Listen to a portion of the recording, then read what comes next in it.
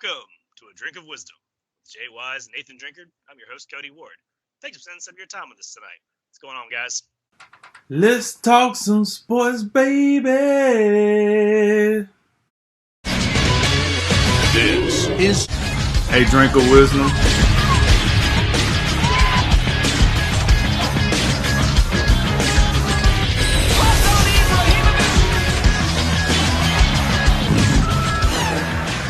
Let's move on to some guys that don't have homes yet, starting with two big-name quarterbacks. Cam Newton's camp has been exploring trade options for the 30-year-old former MVP. So far, not much has materialized, and the Panthers could release Newton soon, avoiding his $21 million cap hit this year. Another guy looking for work is no other than famous Jameis Winston, after being ran out of town by Tom Brady in Tampa. Former first overall pick is off a 5,033 touchdown, 30 interception season, but hasn't received much in the way of starting job offers. So let's go ahead and start with Cam, Drink. What team do you see Cam playing for in 2020? Woo! I'm going to need a sip of my drink for this one. Hold on. All right. Here's the deal. First of all, we got to get a health report on Cam Newton. That's first and foremost. That's why I think a lot of buyers are not in his market right now because we don't even know how healthy. We don't know what we're going to get back out of Cam Newton. So, we got to play it by ear. But let's say tomorrow they say he's all clear, good to go, ready to resume. Well, forgot about the coronavirus, but you know what I mean. Let's get this ball rolling. So the top three teams I see out here, the Raiders, the Chargers, the Patriots, those are teams that kind of in the market looking for somebody. And yes, I do know the Chargers said Tyrod Taylor is going to take them in the future, but let's be serious here. We're talking about a team that said they were keeping Cam, so well, we knew that was garbage. Well, this is the line season, so we know every franchise is going to lie about something. You know what I mean? We just got to find out what it is. Whether it's free agency, draft pick, something, they're going to lie about something. But here's the deal.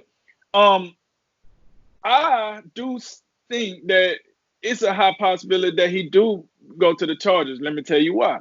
We just talked about all the guys that left the Chargers. My biggest thing with the Chargers is this. They need to sell tickets.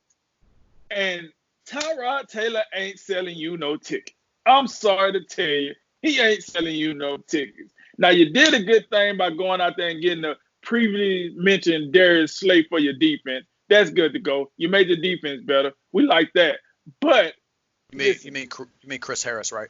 Oh, sorry, Chris Harris. They got me. Anyway, so you need somebody that's on the offense since for some reason you couldn't get Tom Brady. I don't know why you let Tom Brady go to Tampa Bay. You couldn't bring him in. That would have been a solidified ticket seller for you. Probably would have sold the game out for you. The next best thing I think that's out there now is Cam Newton. He was once the guy. He was an MVP. I don't get carried away with Cam Newton, though, because Cam Newton only had one good season. You take that one season out of the rest of his career, he was average, mediocre at best. People like to hype up Cam Newton because of that MVP season. Take that MVP season out and give me them numbers. Holler at your boy on them numbers. He ain't as spectacular as people like to make him look. With that said, though, I do think he can compel the Chargers up a little bit to making them more interesting as a team because he does bring you elements that, let's say, the Chargers ain't had in quite a while because Phillip Rivers wasn't running anywhere. So you get the dual threat. You get this big old quarterback that's about the size of most linebackers. You get them back there. Now you saying, hey, Austin, I know you can't see over me, but I need you to move over to the side a little bit so you can see what's going on. Need you to read your block assignments. And now you got your little something going on in the backfield. He's used to throwing a taller quarterback, so he'll benefit Mike Williams very, very well over there when throwing it down the field to a taller quarterback. And then you got Keenan Allen. I think the pieces with Hunter Henry, the pieces could be good. That's a place I see him going, but I'd have been wrong about all these dudes. I thought Phillip Rivers was going to be on the couch. I thought Tom Brady was going to go to the Chargers. So, I'm just going to throw that out there that I've been missing left and right. I'm like that field goal kick in the XFL. Just come talk to me when I'm wrong. So, I don't know, man. That's my pick. I'm going to go with Cam Newton. But until I hear a health report, I'm not even sold on him going anywhere, to be honest with you. So yeah, that's how I look at that. Yeah, the health is obviously the wild card in all this, and again, just seeing how we talked about, the Matt Rule comments about Cam Newton, weeks ago, a month ago or so, and I think we all saw right through those. So it's safe to say we got to take any word that we get from the Panthers in regards to Cam Newton, with a grain of salt. But when you look at the landscape of the NFL, it really only appears that there are two teams right now with like legitimate quarterback openings, and that would be the Chargers and the Patriots. So I think those are two great places to start. And I'm on the other end of this one. I like the Patriots here, and the reason why is I'm looking at a guy, Bill Belichick. I just can't foresee any scenario on earth to where Jarrett Stidham is taking snaps week one. I gotta believe Bill Belichick is gonna do something. And I mean, the Patriots ain't one of these teams picking high in the first round ever. So it ain't gonna come from the draft, at least not, those high profile, surefire dudes, or so we think. It's not gonna be It's not gonna be your Burrows or your Tuas. So that's gonna cut down on some of your options, and it's gonna be a little bit more risky. But I'm looking at Cam Newton. I think that would be really tempting if I'm Bill Belichick. I mean, you mentioned, a lot of Cam Newton, the hype that comes around him and the allure is primarily due to one season. But that one season was absolutely outstanding, and within one game of being Super Bowl champions. And we can't forget, before the injury in 2018, he was having a very good season. He was completing a career high in passes by 68%, 24 touchdowns and 13 interceptions. And one of the things I've said with Cam Newton, as he ages, one of the things I was looking at was his ability to throw the football more consistently from the pocket. Because as he ages, and you just add up all the hits he's taken in his career, you got to believe that all that great athleticism and his ability to run the football in between the tackles, that's one of those things you'd like to see him cut down on those attempts and do more of his work from the pocket. That's what I saw in 2018. Now, it's a big if, but if we can notice he's healthy and pending health, I gotta believe this is something Bill Belichick would be interested in, because you know what the narrative is. It's a two-way narrative. Who can have success without the other? Can Bill get it done without TB12, or can TB12 get it done without Bill? That's what we all waiting to see. And I think Bill's got a lot of pride up there, but how hard do you want to make it? Do you really want to? Do you have such a big chip on your shoulder that you're gonna be like, yeah, boy, I'm gonna show you. I'm gonna put Stidham out there, and y'all gonna get the business with this 4th round pick that y'all thought couldn't do nothing. I don't know if he wants to make it that hard. Give me somebody proven. Give me somebody that's got like legitimate NFL accomplishments, and we'll see what you can do with him. Because we know, look, the only thing that's changed is Tom Brady ain't there. You still got Bill Belichick. Josh McDaniels is still as much as we not sold on him as a head coach, as an offensive coordinator. I think there's a lot to like up there. So with all those things in mind, I like Cam Newton being a Patriot. I don't know if I see it happening, but that's what I would do if I was a Patriots. Hold on, Cody. Let me get a little pushback. So you telling me now that Bill Belichick wants this Cam Newton ego to come up there, Mr. I worry about my wardrobe more than what the game plan of Sunday's, next opponent. He wants that on his team. I don't think so. I don't think Bill really ready for all that. And that's why I said I don't know if it happens, because there may be an issue of fit. Cam Newton may not fit the Patriot way. But all those wardrobe things and like post-game press conference, don't you think that's a little overblown? Like, I don't see that as such a big issue. I don't see it as a Odell Beckham, Jarvis Landry can't figure out what shoes they want to wear, and it's like actually a big deal. I mean, Cam Newton coming out there in the press conference looking like one of them, old women going to church or whatever.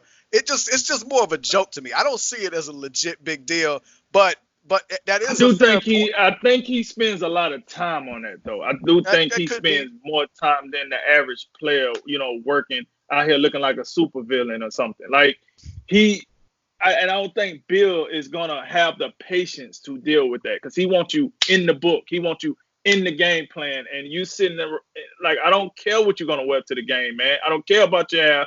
Don't come with that lethargic attitude because Cam Newton emotions is like a roller coaster. When they win, he's good. When they lose, he's I don't feel like Yeah. playing this game. This game ain't fun no more. Blah blah blah. And I just don't see Bill saying, okay, yeah, I like this. I want to deal with that. You know what I mean? That's a dangerous argument though, because we know if there's anybody that takes some risk on some dudes, it's the New England Patriots. We've seen That's it. a fact. So That's a fact. so I mean, agree with that. we That's just we just talked about it Wednesday. Good old Bill O'Brien was bringing one of the most notorious of them all, and hey, Bill brought him in. So hey, I agree. Hey, in the That's true. end, I do agree with you.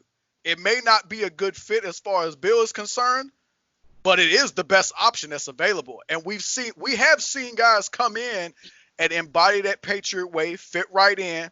And I think Cam Newton is capable of doing that. The only question I got is his health.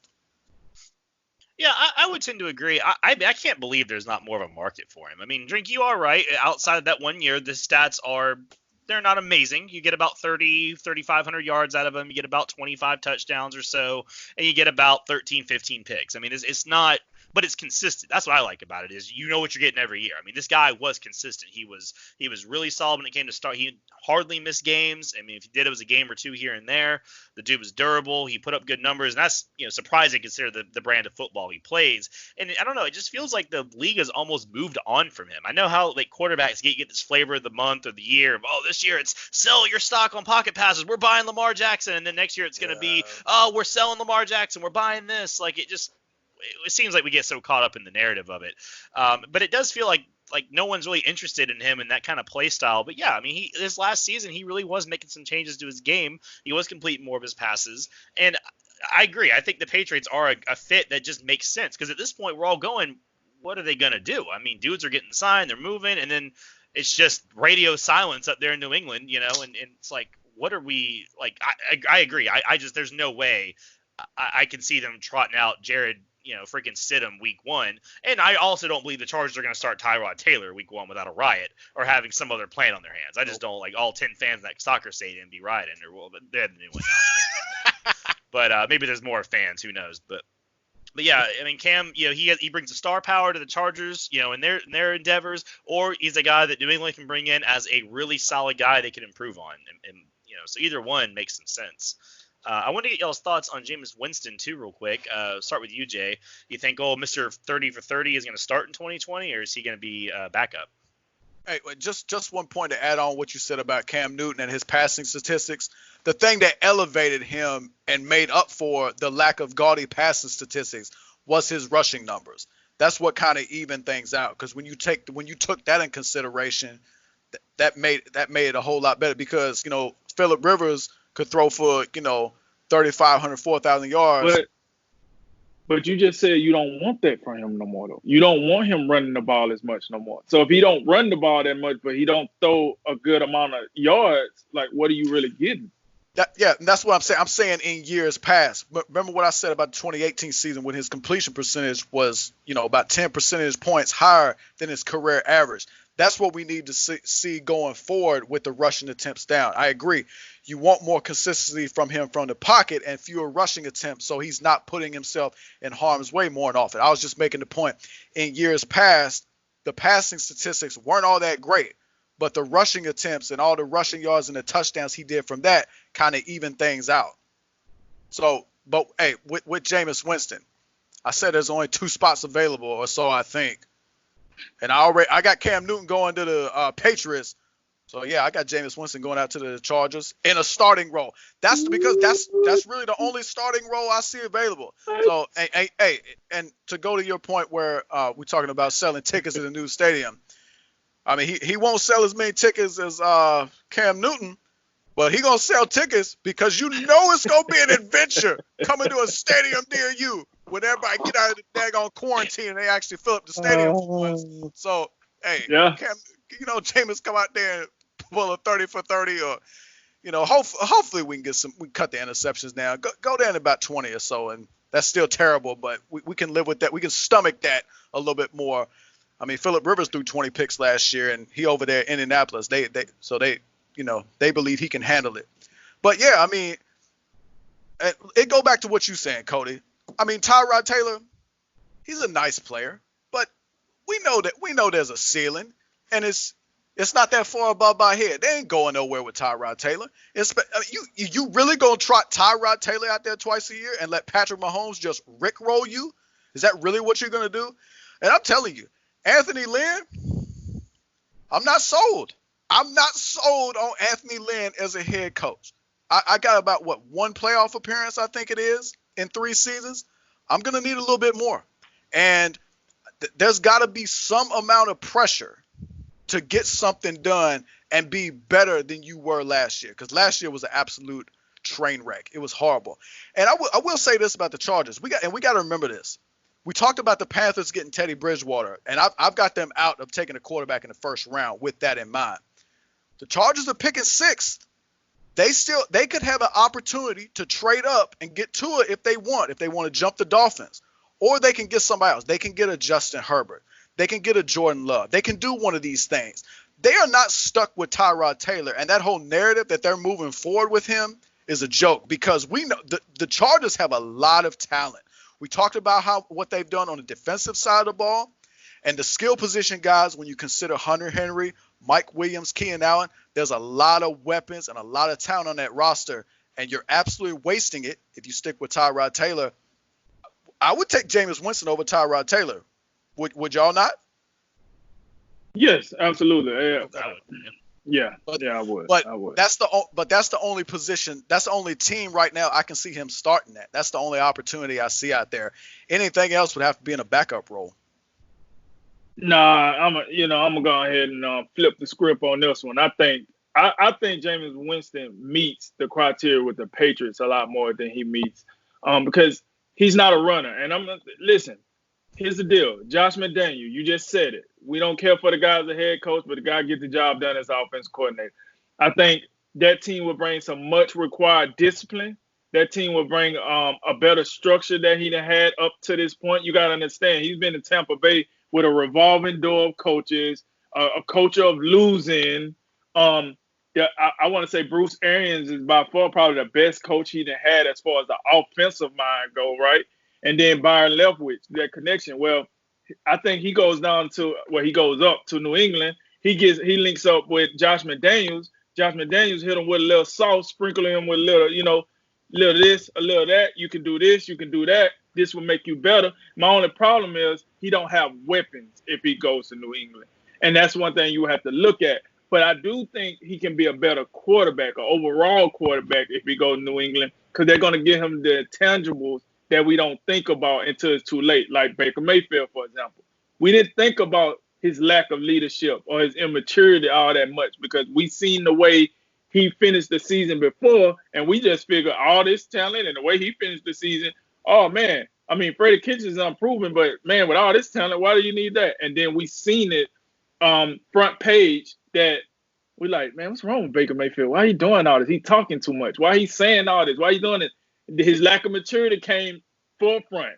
His lack of decision making forefront. And then what majority of media started saying then was they need a grown up. They need an adult. Now Kevin Stefanski in there, we're gonna see if he's the guy to make it happen.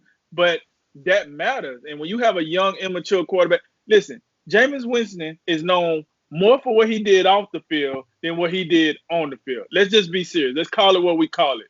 If you want to talk about all the crap he pulled in college, then you want to talk about the whole Uber driver incident while he was suspended for like the first 4 to 6 games a season ago.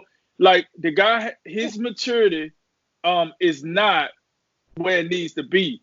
You need a coach to rein him in. He has the ability. He has the talent. You just need somebody to mold him and say, listen, young fella, if you want to be better, if you really want to get through in this game, you got to sit your butt down and listen. You got to take this a little more serious. You ain't coming here with that bull crap. And I think New England is the franchise for 'em. The Chargers, no. They're too worried about why in the world did we even leave San Diego? That's what the Chargers doing right now. Why in the world people not even coming to our game? So you don't want to take them to that little cluster.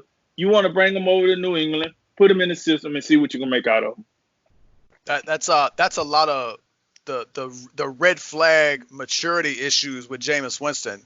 That's a lot of baggage for Bill Belichick to handle, and I would argue he's got more baggage and much more poor decision making than Cam Newton does.